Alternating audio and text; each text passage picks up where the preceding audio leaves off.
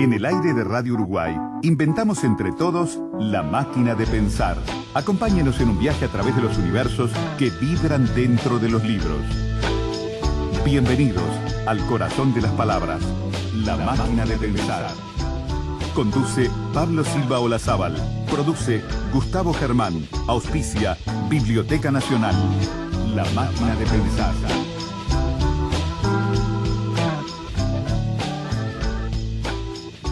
Amigos, ¿cómo están? Bienvenidos a Radio Uruguay, bienvenidos a La Máquina de Pensar. Arranca La Máquina de Pensar hoy lunes, en una semana que va a venir muy surtida y por suerte surtida de cosas muy, pero muy interesantes. Creo que va a ser una de las mejores semanas del año, miren lo que les digo. Tenemos a Jorge Pozzi en controles de emisión, lo tenemos al Flaco Germán en la puesta a punto. Para arrancar la semana vamos a escuchar más bien, a un escritor, un historiador, un crítico de cine, alguien que fue catedrático de comunicación y decano de la Facultad de Comunicación en España. Me refiero a Román Gubern. Román Gubern, este hombre histórico, este crítico de cine por sobre todas las cosas, un gran intelectual, una mente inquieta. Estuvo en Uruguay, pasó por Montevideo para dar 2 charlas. Hizo 2 charlas en el Centro Cultural de España. Una sobre el triunfo de la película El triunfo de la voluntad, de Leni Riefenstahl, ustedes ya saben, es el clásico del cine nazi, del cine de propaganda, y otra sobre una película notable llamada Un perro andaluz, hecha por Buñuel y por Dalí. Bueno, fuimos al Centro Cultural de España y con Román Gubern conversamos sobre muchas cosas en una conversación muy entretenida, muy variada. Anduvo Buñuel, anduvo Dalí, anduvo Jorge Semprún, hablamos de la industria del porno que está en bancarrota, en fin, hablamos de muchísimas cosas con Román Gubern y ahora los invito a escucharlo. Bueno, un placer estar aquí en el Centro Cultural de España con el crítico de cine Román Gubern, que está visitando Montevideo. Obviamente estamos hablando de muchas cosas, pero primero que nada, ¿cómo estás? Bienvenido a Montevideo. Pues bueno, vengo de Argentina, de República Argentina, he estado dando una gira de conferencias y encuentros con alumnos. Yo ya soy un profesor jubilado pero activo, con 80 años.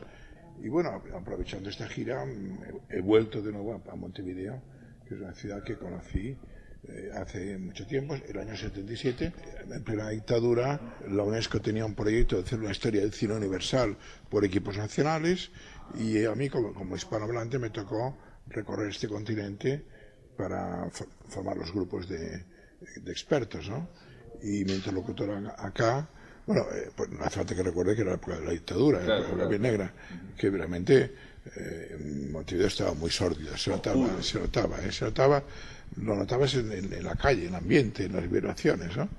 Y me acuerdo que conocí a Martínez Carril, que era ya el fundador de una de las primeras cinematecas que hubo en el continente, si no la primera, ¿no? Y una persona muy agradable, que volví a ver luego de nuevo en otra ocasión, con motivo, años más tarde, un congreso sobre los Orson Welles, que se hizo, me parece que fue en Valparaíso, y lo volví a ver, y era un personaje muy agradable, y muy atento, y muy trabajador, y muy eficiente. También conocí y traté a Homero Senate Benet, cuando se refugió en Barcelona, vino a verme a mi despacho y me dijo, me llamo tal, no sé si sabes. Hombre, claro que sé quién eres, ¿no? Y es más, lo ayudé en la medida de lo posible.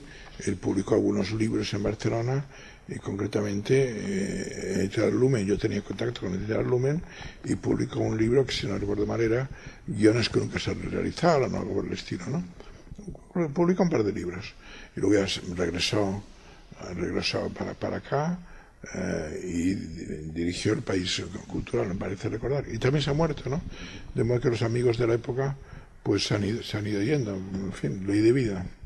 Una vez estuve hablando te contaba con Homero Alcinate Benet en el suplemento cultural del País, y le dije que había descubierto que él escribía en una revista con chicas muy pícaras que iban ligeras de ropa, ¿no? En la revista Penthouse él tenía una columna que firmaba H.A.T. Se lo dije y me dijo, esa época, dice, olvidable época, me dice.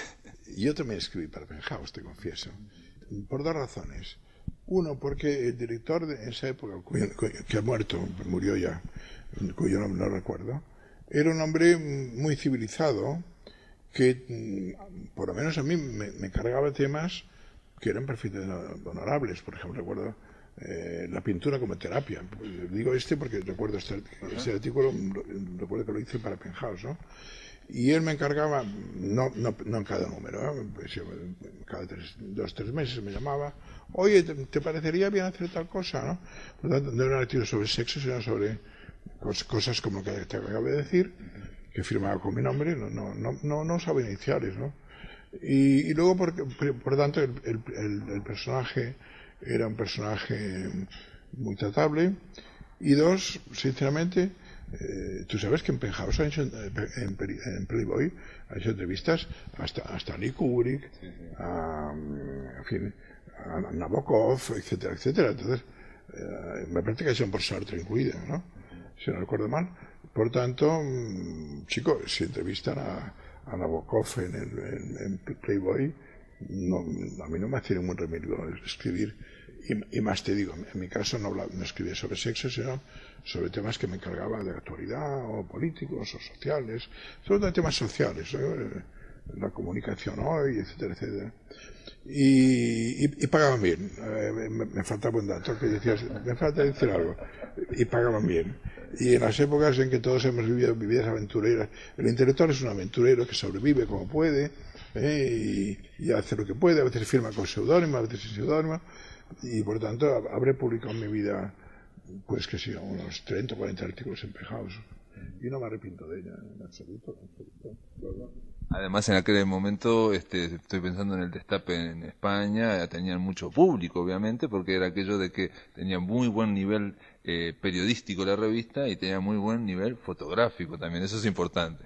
Sí, porque yo no sé si Penthouse aún se publica, no estoy seguro, porque con Internet, básicamente Internet, y con la red en general, el erotismo se ha banalizado y se ha divulgado. Es más, la industria porno está en bancarrota porque tiene la conveniencia amateur, ¿no?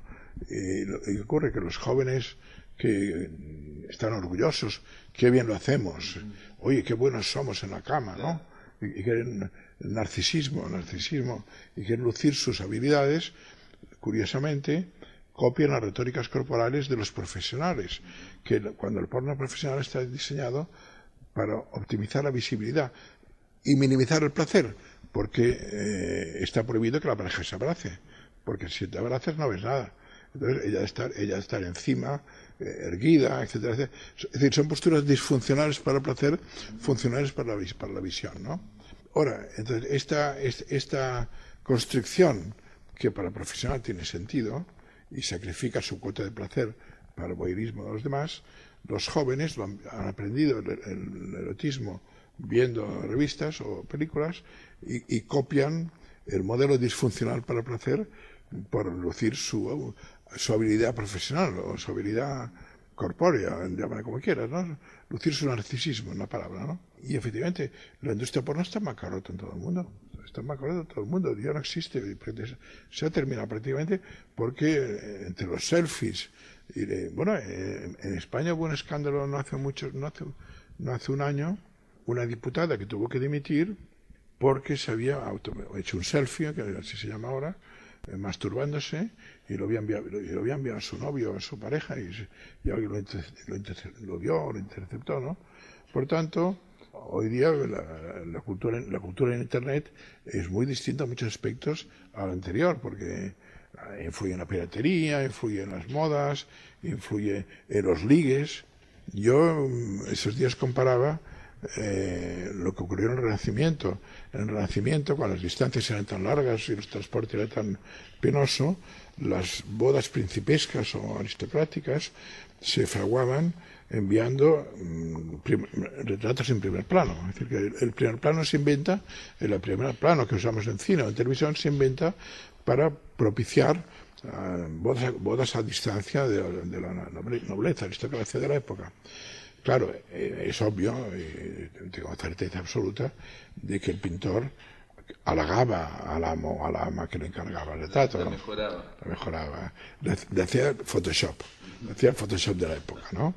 lo cual podría tener una consecuencia desastrosa, porque, bueno, se pactaba el matrimonio, pero cuando llegaba a destino, esta no es lo que he elegido, ¿eh? ¿Con quién me meto en la cama? En la noche de bodas, llega el día antes de la boda, ¿con quién me voy a meter en la cama, no? Por lo tanto, deben haber muchas desgracias. Las mismas desgracias que Photoshop provoca ahora. Hay un libro de una psiquiatra americana que se llama, no me acuerdo cómo se llama, se llama El amor por Internet. En inglés se llama distinto, pero en España se llama El amor por Internet. Y es una psiquiatra que se ha especializado en atender patologías derivadas de la red, ¿no? Narcisismos, etcétera. Y cuenta casos terroríficos. Cuenta el caso de una pareja de un chico o una chica de Canadá que se enamora de un chico o una chica de Australia, deciden citarse en París por la cosa romántica de París, en la barra de tal bar, a tal hora, tal día, y al cabo de medio minuto de encontrarse cara a cara se han dado cuenta los dos que no hay nada debajo de aquella fantasía, nada.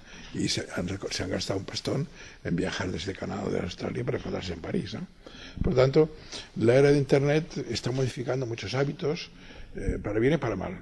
Román, vos estudiaste también, tienes un libro en torno a la pornografía y recuerdo que en su momento, en la previa, antes que me apareciera la web e internet, se planteaba el tema a nivel de la pornografía, que era una industria en expansión en los 70, y a nivel también del control de la gente, el gran hermano, que es el Big Brother, y nadie previó que lo que ocurre ahora, que la gente en realidad no tiene que ser controlada porque ella da toda la información posible y la pone en su Facebook, la pone en las redes sociales, o sea, es una papa ser un espía del gobierno o de la impositiva. Y lo mismo que estás contando también ahora en Internet, con el porno. Nadie pensó que la gente iba a tratar de mostrarse en la web teniendo sexo. Esto se llama narcisismo, es la figura que Freud estudió muy bien, ¿no? Bueno, quiero recordarte que la despenalización del porno, antes era clandestino en algunos países, en otros te cortaban la cabeza directamente si lo hacías. Se hace oficial el año 69 en Dinamarca y en Suecia, en países con tradición muy liberal en temas de sexo, y no es casual que sea así, porque es el final de los Happy 60s. La década de los 60, los Beatles, Mary Kwan, el pop, la música rock, no sé qué, y la combinación del hedonismo de los 60s, que tiene epicentros en Londres y en Nueva York, Andy Warhol, la Factory y tal, la marihuana, las tribus hippies, tal, culmina en el 69 con la despenalización del porno en Suecia y Dinamarca, países de tradición liberal antigua, ¿no? Lo que ocurre es que realmente la devaluación, claro, cuando la cosa es muy abundante, es de pura economía, cuando algo es muy abundante se devalúa, claro, porque hay mucho de ello, ¿no? Lo valioso es lo escaso, ¿no? El oro, que es escaso, el diamante, ¿no? Entonces esta democratización de la sexualidad, bueno, yo me alegro desde el punto de vista de la permisividad, que no haya coerciones sobre el sujeto humano, y quien quiera enseñar los pechos en Internet, pues mejor para ella si se lo pasa bien, ¿no? Yo eso no soy nada puritano, ¿no? Lo que ocurre es que hay una devaluación. Cuando algo es muy abundante pasa a devaluarse, ¿no? Y hoy día la oferta de intimidad es tan grande que deja de ser interesante. Claro. La intimidad era interesante en la época de Sherlock Holmes. Claro, cuando hay demasiado stock. ¿No? Claro. En la época de Sherlock Holmes sí que era interesante. Y averiguar la vida privada de fulano, de mengano, ¿no? Pero ahora, cuando todo está en patente, ya nada produce cosquilleo, ¿no? Vivimos en una sociedad opulenta, bueno, en una sociedad muy contradictoria, porque hay inforricos e infopobres, que siempre lo hubo, ¿eh? Pero ahora más que nunca, porque evidentemente en Canadá o Estados Unidos hay una gran opulencia comunicacional, pero en Haití o en Somalia viven los parias de la información, ¿no? Y fíjate un fenómeno bien curioso, las revoluciones árabes o islámicas, ¿no? Nacen de las redes sociales de los jóvenes que se citan y se pasan consignas y se reúnen en la Plaza Tahrir. Empieza en Túnez, derriban a Ben Ali, que es el dictador, es la primera, la más suave, la más de seda, ¿no? Sigue con Egipto, con Mubarak. ¿Pero qué ocurre? Ocurre que a la hora de votar no solo votan los jóvenes de las redes sociales, sino también los analfabetos, las analfabetas, las mujeres que van tapadas con el pañuelo, las masas rurales analfabetas.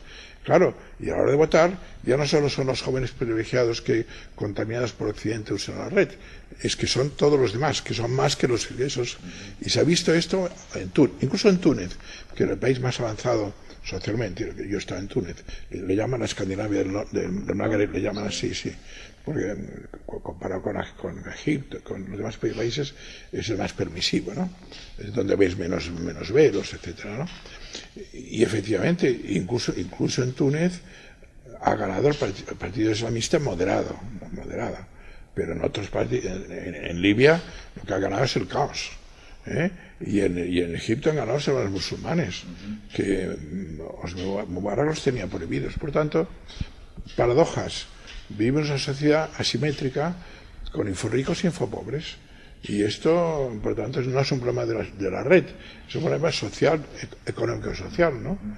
Y el mundo en que vivimos, tenemos la ilusión de que vivimos una modernidad plena, cuando en la mayor parte del globo terráqueo, tú miras el mapa de América Latina, miras el mapa de África, miras el mapa de Asia, y verás que somos minoría los que tenemos todavía esa cacharrería electrónica que permite viajar por el mundo con la información. Sí, eso implica como mínimo tener electricidad. Si uno se ve los lugares donde no hay electricidad, ahí ya ve que no puede haber computación, informática, internet. En este caso de Uruguay, bueno, es un país chico y tiene el 99% de cobertura de la web. Amigos, esta es la primera parte de la charla. Vamos a la tanda y continuamos después escuchando a Román Gubern. En el aire de Radio Uruguay, La Máquina de Pensar.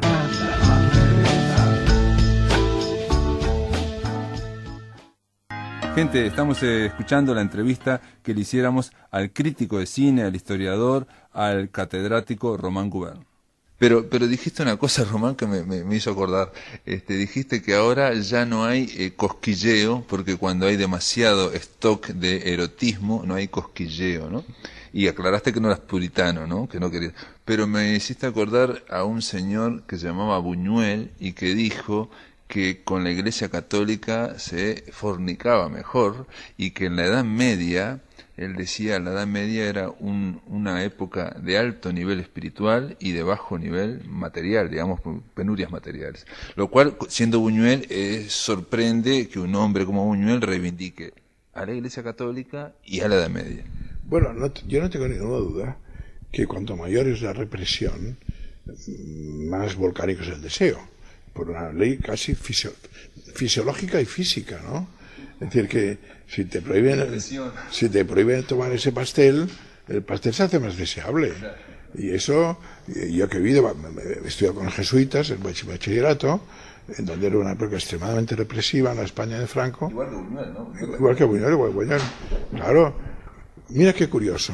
Buñuel escribe en su libro de memorias que lo que más le llama la atención cuando llega a París, el año 25, en enero del 25, es la libertad con que las parejas se besan en la calle. Yo, la primera vez que estuve en París, lo que más, antes de leer a Buñuel, además, por supuesto, mucho antes, lo que más me chocó era la libertad con que las parejas se besaban en la calle.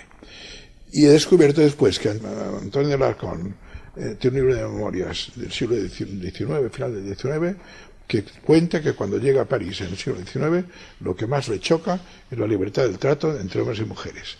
Algo querrá decir esa constante que viene del rigorismo católico. Claro, no ya cristiano, católico, porque el cristianismo, bueno, es verdad que también los protestantes hay que dejarlos de comer aparte, porque también el rigorismo protestante puede ser... Sí, algunos de los escandinavos, puede ser muy riguroso también, llevarte a la hoguera, ¿no? Sí.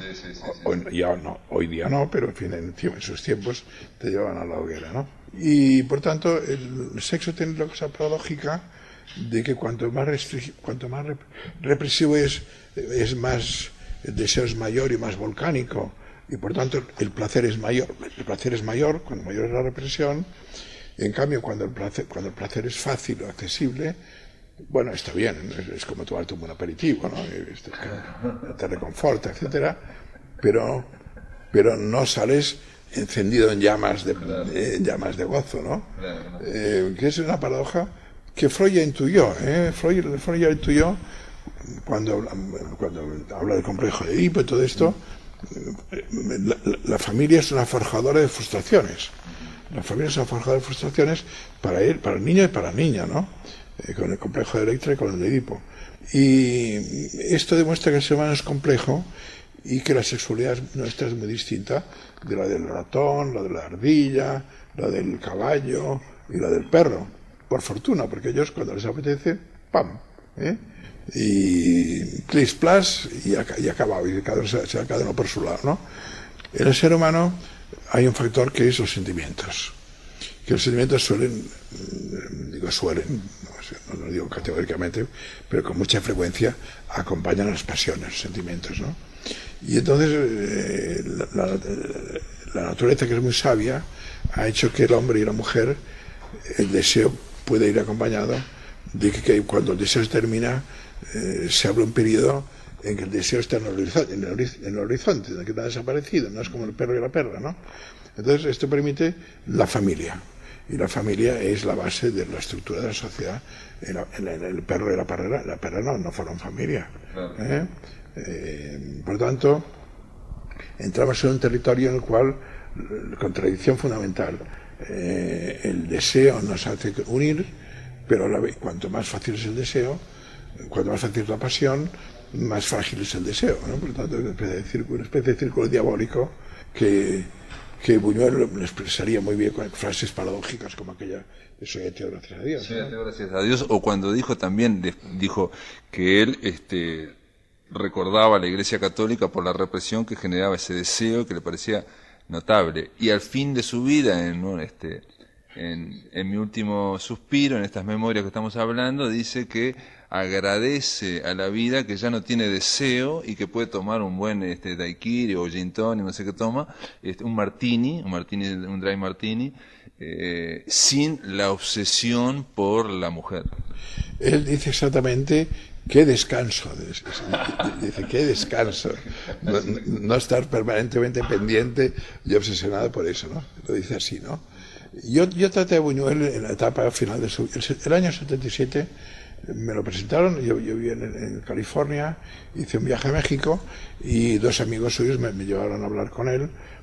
Era encantador, porque aunque era muy sordo, pero era un gran conversador, un poco paradójico, ¿no? Te voy a contar una anécdota suya que dice mucho acerca de su astucia, ¿no? Cuando estaban rodando su última película, que es Esos Corujes del Deseo, Esos Corujes del Deseo, es esta película. Buñuel quería obtener determinada expresión de Fernando Rey, pero no quería decirle a Fernando Rey ponte esta cara, sino que quería hacerlo por una forma oblicua. Y entonces le dijo a Ángela Molina,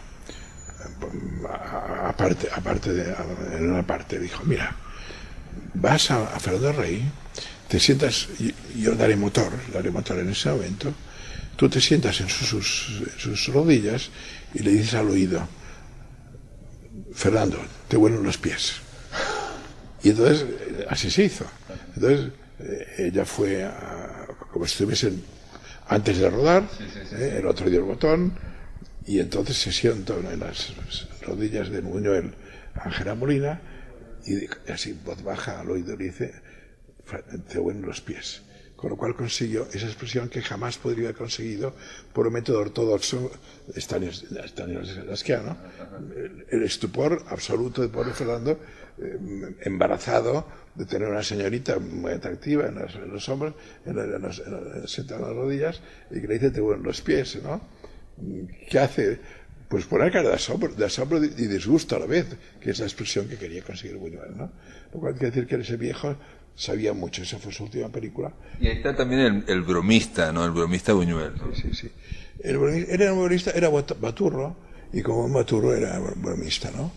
Y, por ejemplo, él cuenta en sus memorias también: si cuando me muero de pronto se me aparece la Virgen a los pies de la cama, Virgen María, diré: pues mira Luis, otra cosa que no entiendes, Sí, sí, sí. Diciendo que, bueno, vamos a ver cómo... Hay algo que me sorprendió de Buñuel leyendo, creo que, sí, leyendo algo que escribió Sánchez Vidal sobre el rodaje de Los Olvidados, ¿no?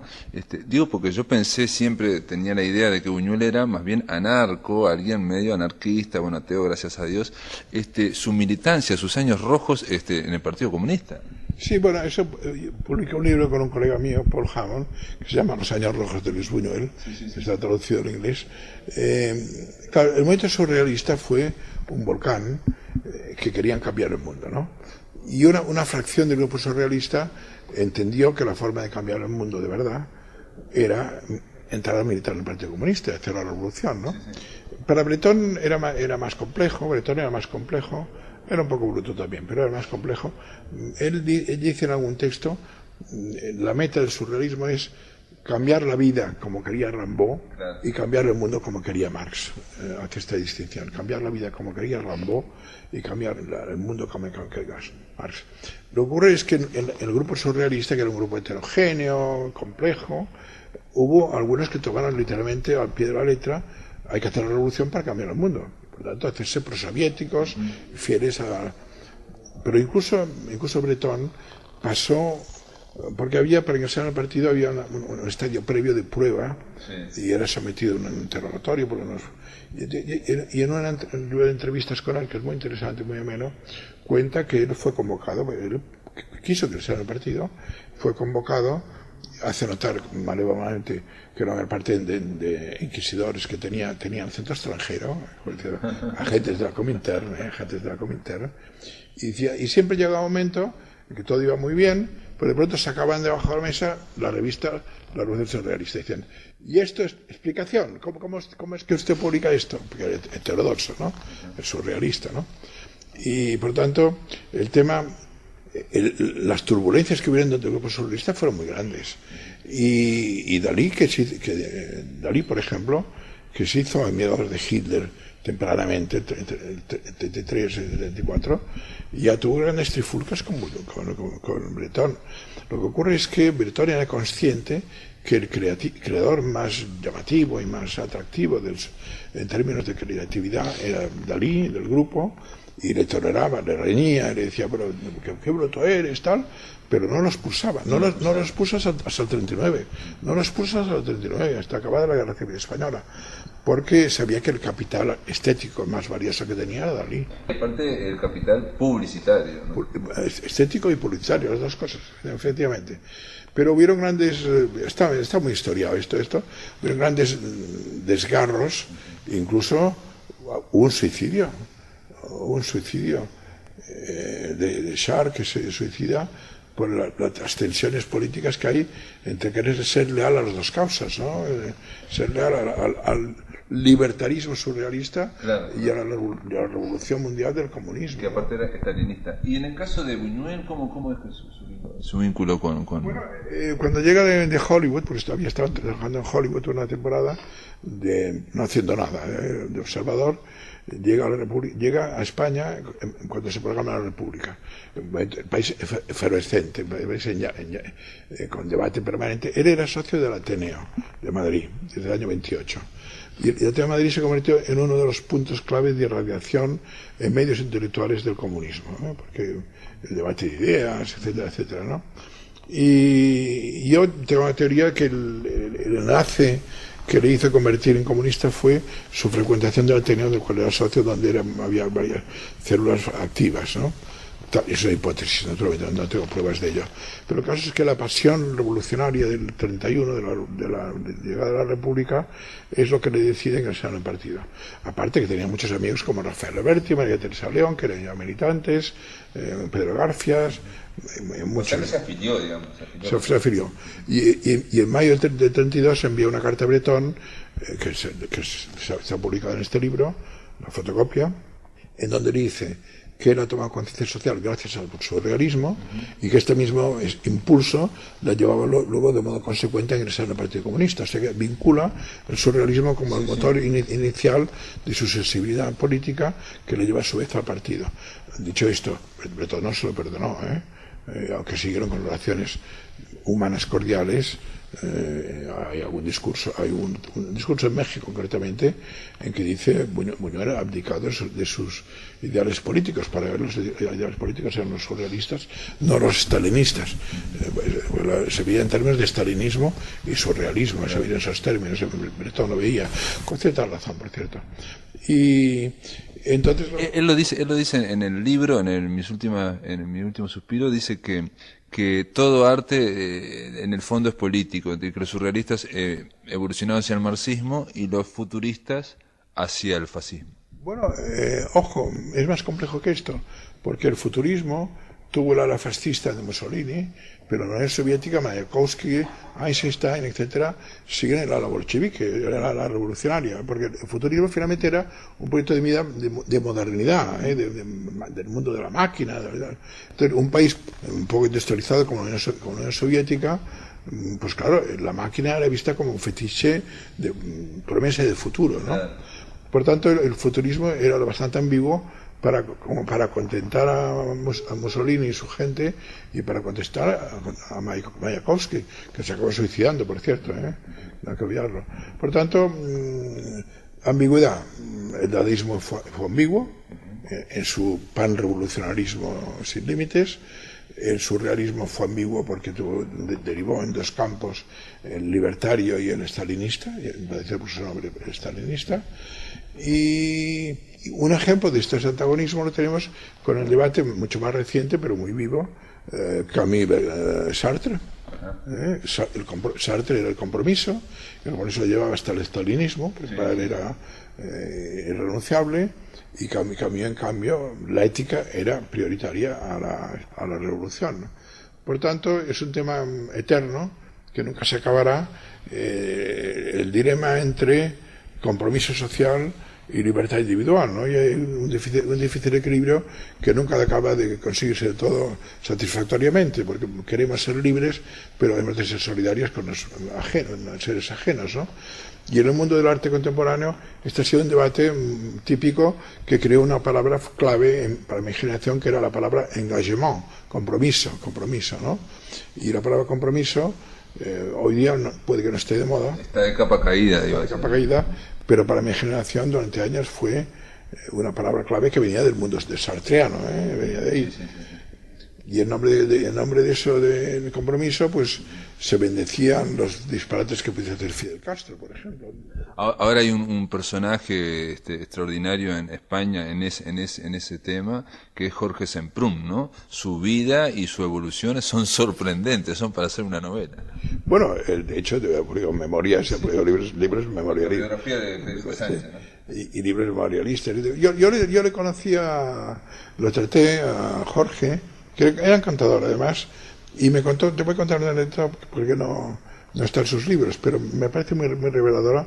Cuando acaba la Guerra Civil Española hay un intento, el fascismo ha perdido la guerra, el fascismo europeo, y por tanto hay una esperanza revolucionaria y se organiza una guerrilla más que sea anarquista y comunista en el Pirineo, y penetran, pero a cabo de 2 años Franco deshace totalmente esto, ¿no?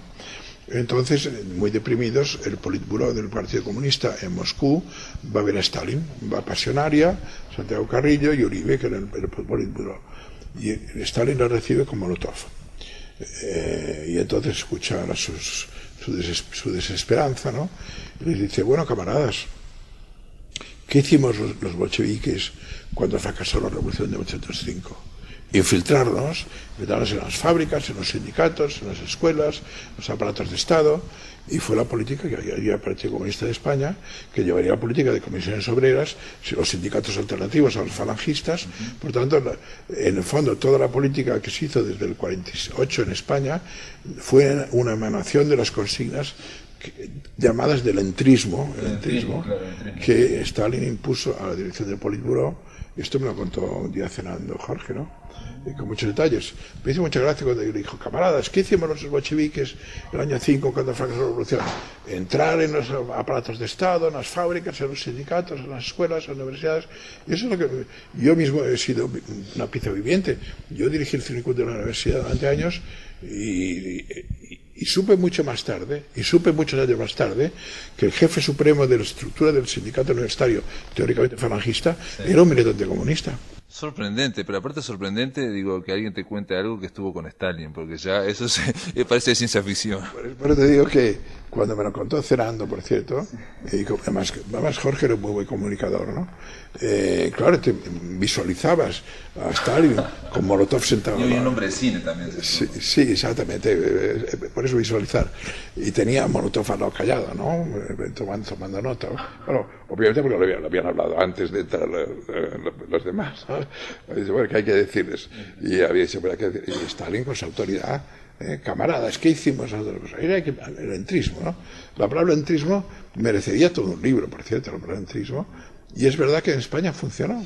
Y acá en Uruguay también se usó al principio del 70, pero es una palabra mal vista porque la palabra entrismo básicamente era el entrismo del Partido Comunista en otros lugares, en otros partidos de la izquierda, ¿no? O sea que era un poco un sabotaje, digamos. No, era infiltrar otros lugares para traer...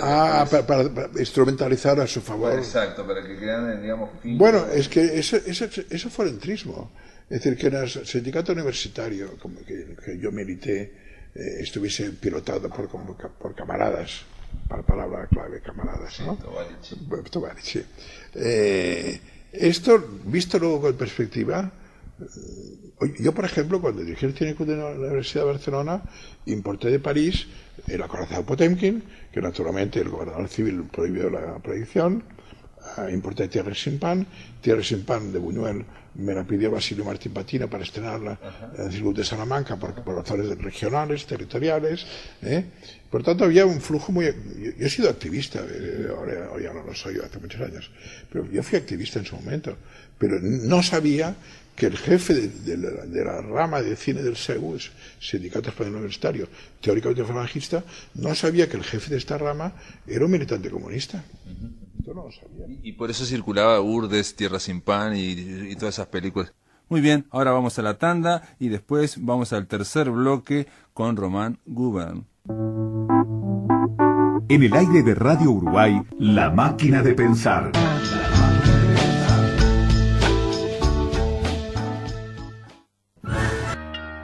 Gente, estamos escuchando a este hombre, esta conversación fascinante con este crítico catalán llamado Román Gubern.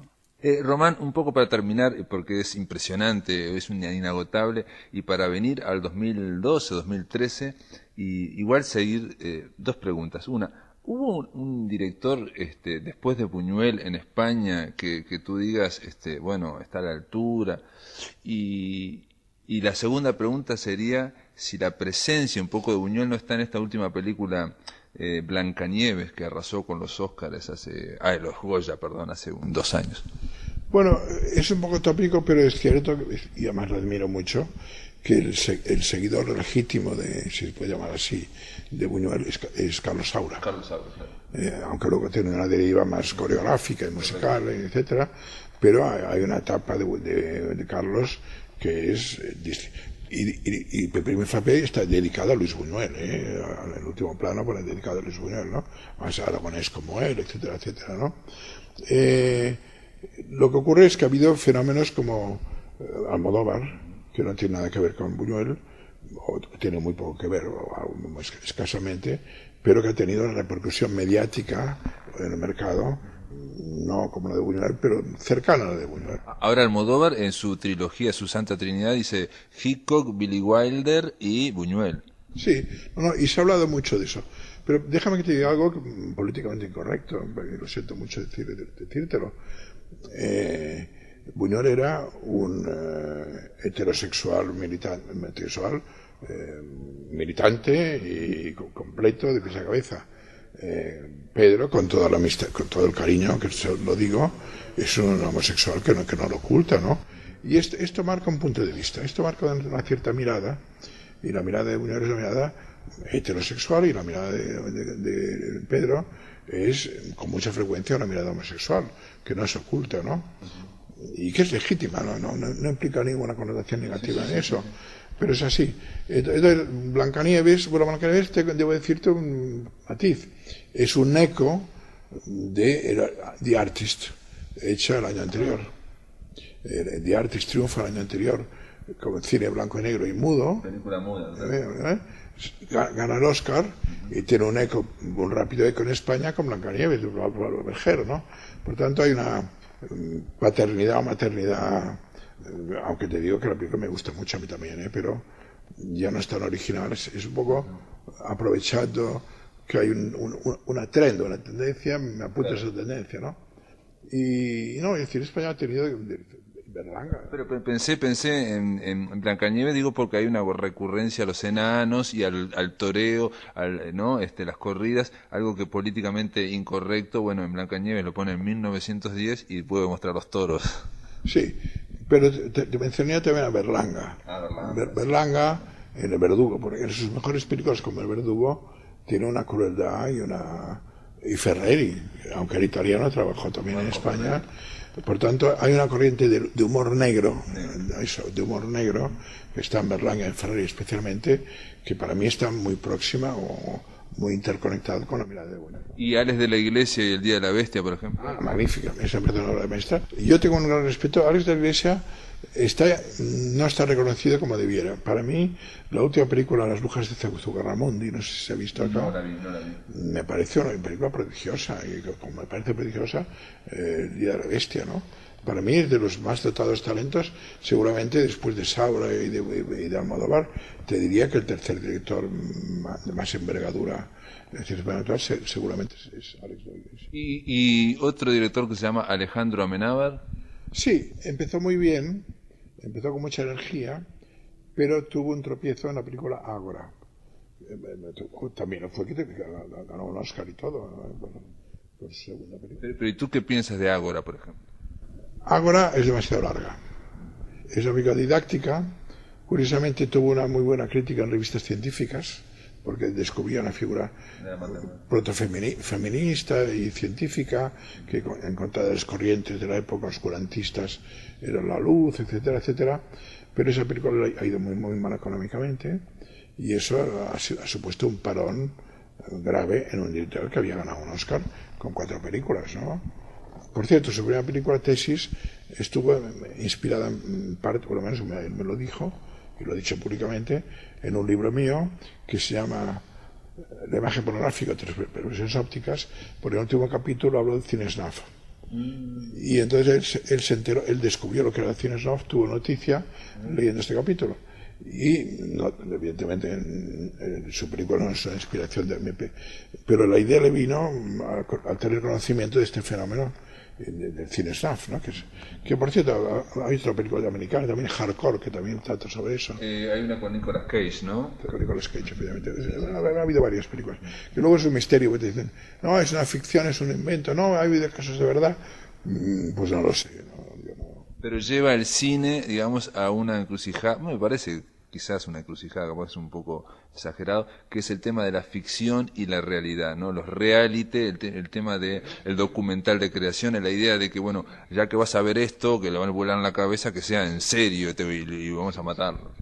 Bueno, hay un libro que tengo por casa, americano, muy bueno, o muy interesante, muy erudito, que se llama ¿Por qué miramos? Why We Look, o algo así. Y son capítulos sobre diferentes épocas de la historia de la humanidad. Por ejemplo, el capítulo 1 es sobre el Coliseo de Roma, hecho por un romanista, por un estudioso de la época, ¿no?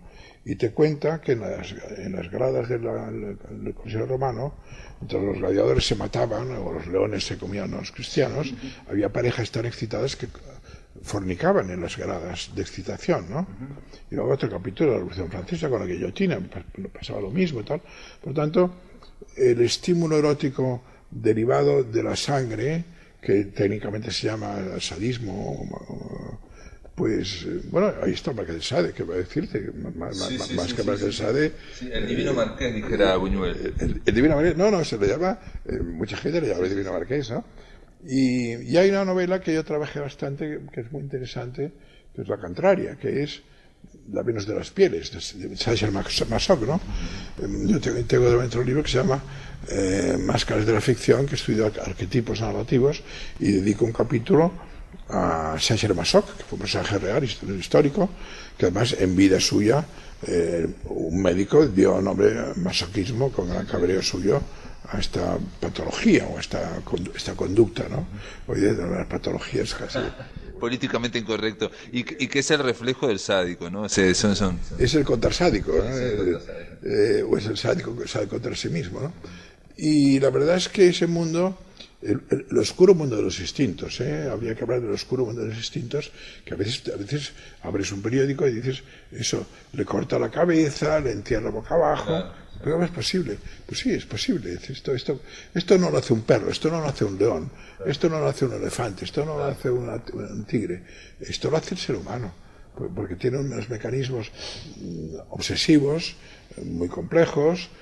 En el caso del masoquismo es un sádico que se mueve contra sí mismo, ¿no? Es un sádico boomerang, ¿no?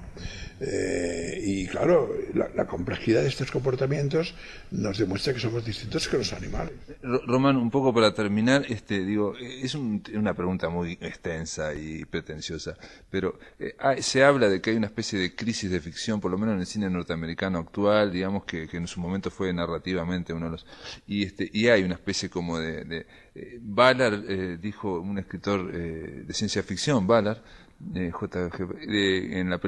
el libro Crash, en el prólogo dice que es de los años 80, pero él dice algo sorprendente, dice, la realidad se ha vuelto tan diversa, tan cambiante, tanto de ficción, que no se puede competir con la realidad, y él decía que había que hacer libros interiores, digamos, de fantasías, digamos, de ensoñaciones, pero a nivel interior, porque la realidad era una cosa. Y lo decían en los 80 sin conocer ahora en el 2014 todo lo que vemos, todo lo que está a disposición, ¿no? Pero la pregunta es, ¿crees que hay una crisis de la ficción o va por otro lado? Por fortuna, estando de acuerdo, en buena parte de acuerdo con este diagnóstico, porque realmente es verdad que ocurren cosas que uno no podía ni imaginárselas, de delirio, ¿no? Estas cosas ocurren, ¿no? Pero dicho esto, yo veo narradores muy competentes como en el campo del cine Michael Haneke, por poner un ejemplo, ¿no? La pianista, que en su caso es una patología tremenda, ¿no? Te cito este caso, pero Lars von Trier, te podría hacer una lista de una serie de directores que son capaces de sorprendernos todavía. Es cierto que cada vez es más difícil porque la abundancia de ficciones es tan gigantesca que estadísticamente hace que sobrevivan unos pocos, ¿no? Pero yo creo que hay algunos directores que antes te citaba, como el capitalismo es capaz de burlarse, como una película como El Lobo de Wall Street, ¿no? Y caramba, es muy sólida, ¿no? Y Manuel de Oliveira, Manuel de Oliveira. O sea que hay algunos directores que todavía demuestran que pese a la complejidad del tejido social y de los fantasmas colectivos y de los episodios sangrientos que leemos y sorprendentes, todavía hay gente que es capaz de crear cosas nuevas, ciertamente, y cualquier novelista español o nicaragüense o mexicano te lo dirá. Mira, Lolita ha sido insuperada en su género, en su perfil. Lolita ha sido insuperada y sigue siendo un monumento literario, no solo por el tema, no solo por el asunto, por supuesto por el asunto, sino también por el tratamiento del asunto. Sí, la escritura del asunto, ¿no? Y Vilamatas, que lo verás pronto por aquí, porque venía a Montevideo, es un buen ejemplo que se lo preguntes también. A Vilamatas, sí, cuando venga acá Vilamatas. Está a punto de llegar, ¿no? Por tanto, por fortuna la imaginación humana no tiene fronteras. Las fronteras son cada vez más difíciles porque se ha hecho ya mucha cosa, pero siempre surge uno que dice, caramba, ¡pum!, añado una guinda. Esa guinda ya vale para completar el pastel. Bueno, gracias por estar en La Máquina de Pensar. A vosotros, agradecido. Muy bien, espero que les haya gustado, creo que sí, creo que es una de esas charlas que hay que incluso reiterarla, repetirla, porque son de esas charlas que te dejan pensando. Mañana a partir de las 20 horas los espero aquí por Radio Uruguay para empezar otro día más en La Máquina de Pensar. Que lo pasen muy, pero que muy bien.